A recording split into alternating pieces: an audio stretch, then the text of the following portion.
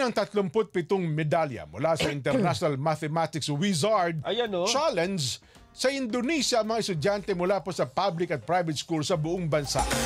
Sinabi ng Mathematics Trainer Guild Philippines na nagsanay sa mga mag-aaral na ipinadala ng bansa sa IMWIC na nag-uwi ng Math Wizard ng 2 ginto, 12 silver, 16 na bronze at 7 merit medals. Yan, oh. Ayon po kay MTG Head Simon Chua, lahat ng estudyante mula sa Pilipinas ay nakakuha po ng medalya. Nakakuha ng Tindi. medalya.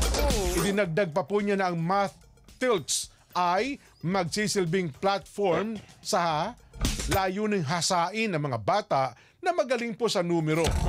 Halos 300 contestants mula po sa 10 bansa ang sumali po sa kompetisyon na sa 120 na mag-aaral mula sa Hong Kong, Indonesia, Thailand at Pilipinas ang sumali po sa kompetisyon sa Bogor, Indonesia. 6 na iba pang bansa, China, Taiwan, Macau, Malaysia, Vietnam at Laos ang lumahok naman online.